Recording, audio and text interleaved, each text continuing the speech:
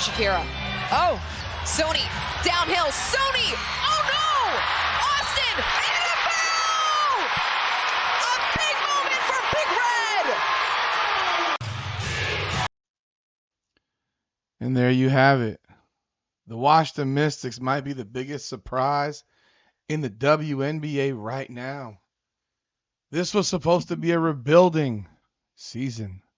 This was supposed to be about development, patience, and allowing one of the youngest rosters in the league history to make mistakes. But somebody forgot to tell the Washington Mystics that they were supposed to wait their turn. Because over the last week, Washington ended Golden State's 9-game winning streak, stunned the defending champion Las Vegas Aces, and then returned from the All-Star break to defeat Connecticut for its third consecutive victory. The Mystics are now sitting at 15-12 in the 7 seed. And this young team is beginning to look much more than a cute rebuilding story. They're beginning to look dangerous. What is going on, everybody? Welcome back to Washington Mystics Unfiltered. Make sure you hit that like button, subscribe to the channels, hype the video, comment on the video, and turn on your notifications. I know I have not been as active the last couple of weeks on Mystics basketball. Kind of took a little bit of time away from it as I was doing a lot of other stuff, as you know. But we will be back. Do not worry. We need to talk about how quickly this young Mystics team is growing up and what the rest of the season could realistically look like. The turning point was in Golden State to win on the road against that Valkyries team that was humming with a 9-game winning streak. Let's begin right there. The Mystics entered that game, that series, coming off of a bad loss at Portland 75-56. Then they lost the first game against Golden State 74-69, dropping them back to 500 at 12-12. That is where this young team could have said, I don't know, this ain't looking good. But nah, not them. I've said it all year. This team has fight in them. They don't quit. Instead, Washington responded by producing one of its biggest wins of the season. Golden State entered the July 20th matchup riding a 9-game winning streak, the longest active streak in the WNBA at the time. The Valkyries were attempting to win their 10th straight in front of their home crowd, and Washington did not care. The Mystics trailed by 9 with fewer than 5 minutes to go, but closed the game on a 17-2 run to win 90-82.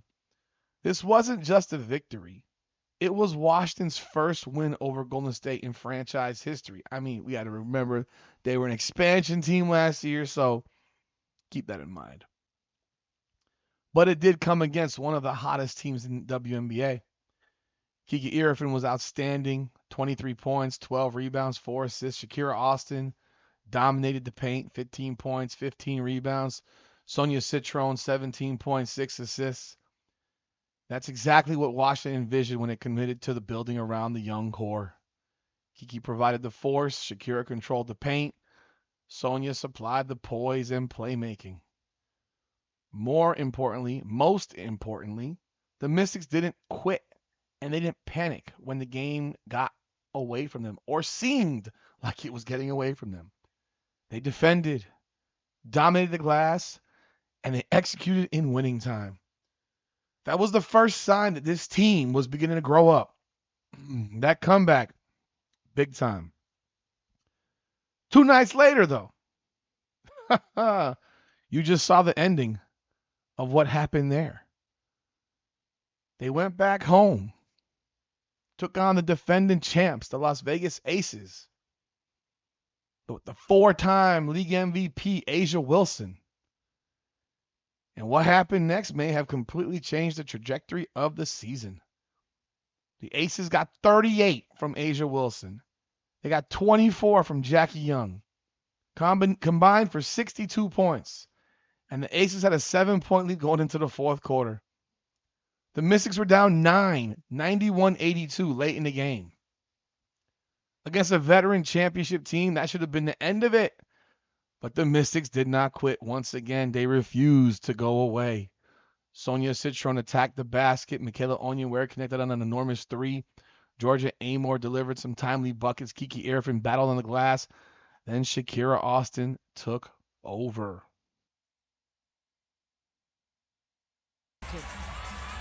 Three-point lead with those made free throws. And we got about 7-second differential out. That was sweet right there. With Washington down by 2 in the closing seconds, the Mystics executed their sideline play. Citron missed at the rim, but Austin crashed the glass, finished through contact, and converted the go-ahead free throw.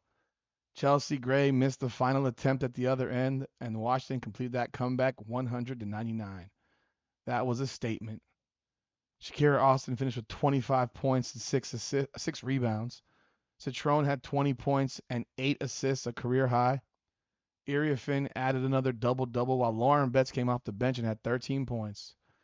6 different Mystics scored in double figures, tying a franchise record. The Mystics out-rebounded the Aces 34-24 and got 19 second-chance points. That's how a young team neutralizes superior experience, effort, physicality, and a lot of contributions from a lot of players and no fear. The Aces had the championship pedigree. The Mystics had hunger. You can just check out some of these highlights here at the end. Right here.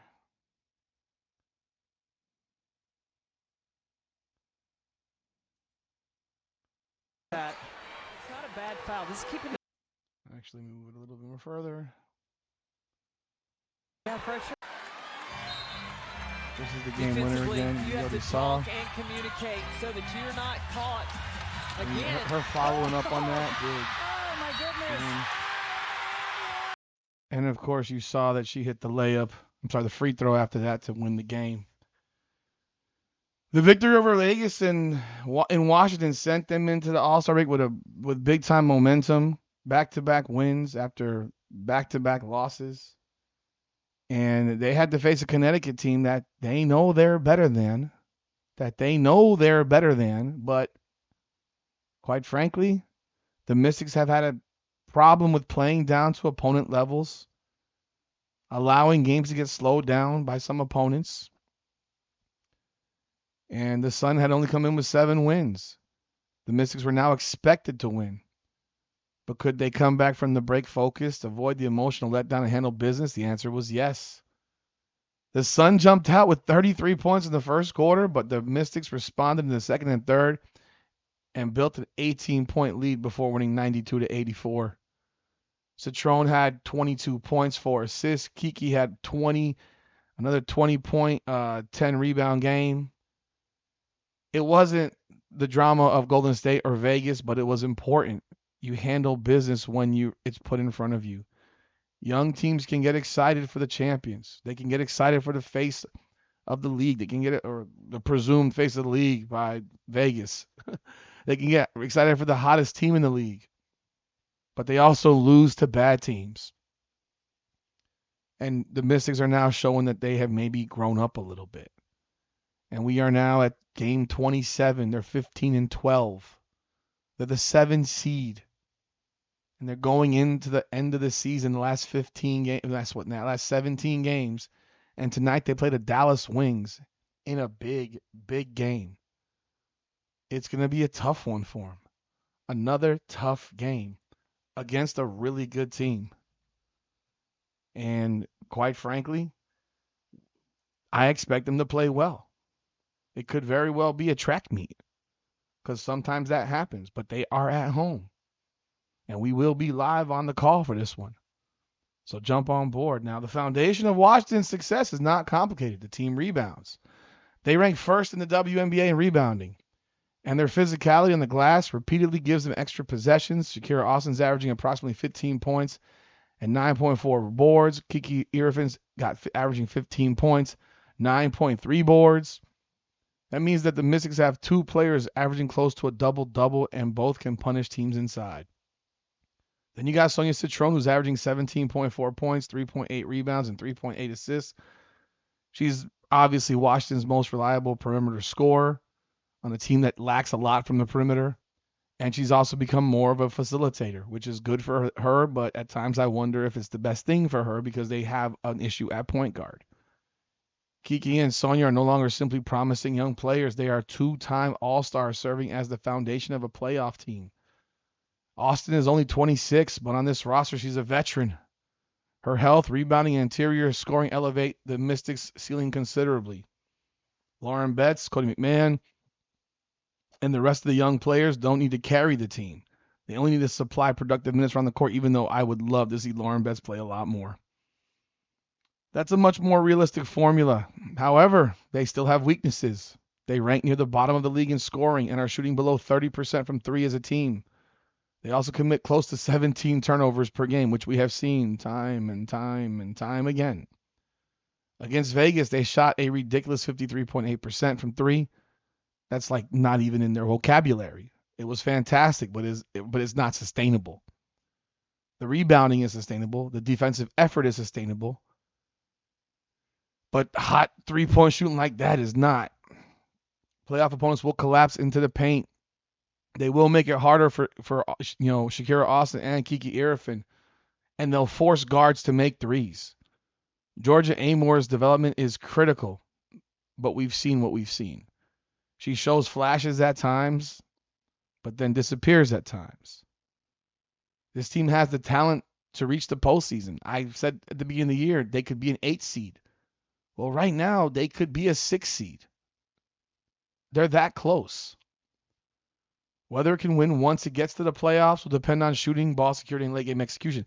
Do I expect them to win in the playoffs? No, I do not. I'm being realistic. They could make the playoffs and get knocked out by the Lynx or the Valkyries or the Aces, depending on where it falls. But getting to the playoffs with a team this young would be a massive success. They got 17 games left, and the next 2 weeks will tell us exactly how serious this playoff run is.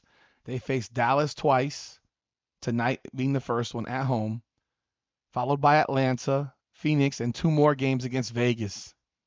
Dallas, Atlanta, and Vegas are all above Washington in the standings. Those are not simply regular season games. They are opportunities to gain ground against direct playoff competitors. After that, they still have Minnesota, Toronto, Portland, Indiana, and multiple matchups with lesser teams like Phoenix, LA, and Chicago. There's also a 2-week World Cup break before the Mystics close the season with 4 games against Chicago, Indiana, Connecticut, and Chicago again. So they can get through this next few games at 500. They have a very good shot to move up.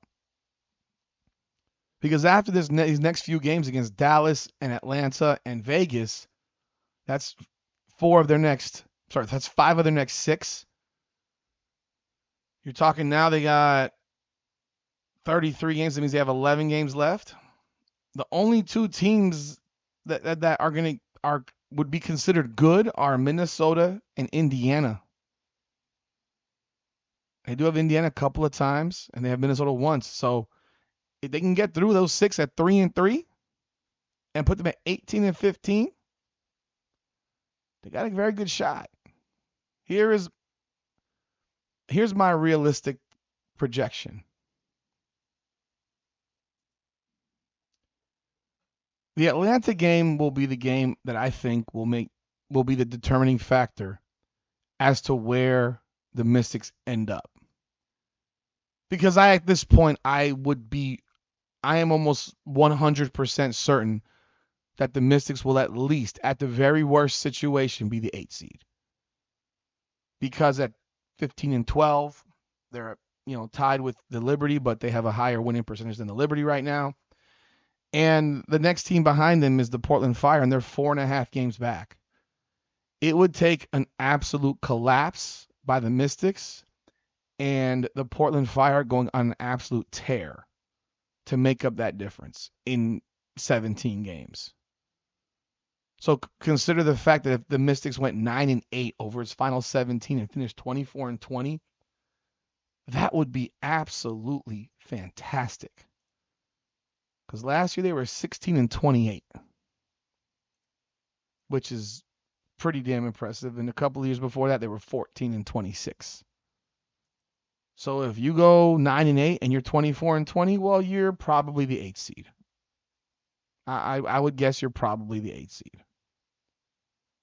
If you go 10-7 or 11-6, well, now you're potentially the 6th. Because last season, 24-20 was a 6 seed.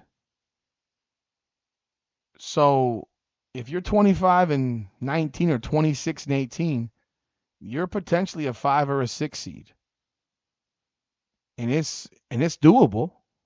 It's doable, but it starts with that 6 games they have coming up and splitting them 3-3. With one of those wins being over Atlanta. They have to beat Atlanta to have a shot, in my opinion, to get into that 6 seed area. Now they have played Indiana twice, very tough, won one, lost one, and those games have been interesting and fun to watch. But Indiana is 2.5 ahead of the Mystics right now, so we'll see what happens there. But they have to avoid turnovers, and they have to shoot the ball better from 3. I think even at 7-10, they're the 8th seed. I don't think they're fighting for their postseason lives at 7-10, because Portland would have to go 9-5 in their final 14 games. And Phoenix, who's 11-18, would have to go 9-4. Is that 9-4? No, not 28. No, 9 no, sorry, they'd have to go 22-22. They'd have to go 11-5. My bad. They have to go 11-5. That ain't happening. And the Mercury would have to go 11-4. So they could go, if they're 7-10, they're an 8 seed. So I believe that Mystics are in the playoffs at this point. I believe the playoff field is set, because I don't think anybody outside the playoffs right now has a shot in shit. They would need to go on an absolute. They'd have to play out of their minds in comparison to how they've played all season. But I do expect them to go somewhere between 24-20 and 26-18 and be in the hunt for a 6 seed this year. I do think they're good enough to make the playoffs. And after what we saw against Golden State and Vegas, I don't believe any contender will be excited about facing them, because they're a headache. They're not a finished product. They're young. They're inconsistent. They need more shooting and more stability in the backcourt. But the rebuilding timeline has accelerated. Citrone's becoming a legitimate lead scorer. Kiki's becoming one of the league's premier young power forwards. Austin is healthy, productive, and delivering in clutch moments. And the youngest team in the WNBA is learning how to win close games against championship-level competition. The Mystics are no longer simply building for the future. They're building for the present. They're a problem right now. Y'all let me know y'all thoughts in the comments. What do you think of this team right now? Are you surprised that they are where they are right now? Because I'll be real with you. I thought they'd make the playoffs as an 8, but I got to be real. I think they're ahead of where I thought they would be. And quite honestly, I think 20-24 could make the playoffs nowadays with what it looks like. Are they a legitimate threat in your opinion? How many games do you think they're going to win over the remainder of the season? Hit the like button, man. Subscribe, hype the video, leave your comments. And be sure to be on live tonight with us at 7:30 for the Mystics against the Dallas Wings, man. We look forward to seeing you there. This is Watch the Mystics Unfiltered, powered by Come On Now, the podcast. Come on now.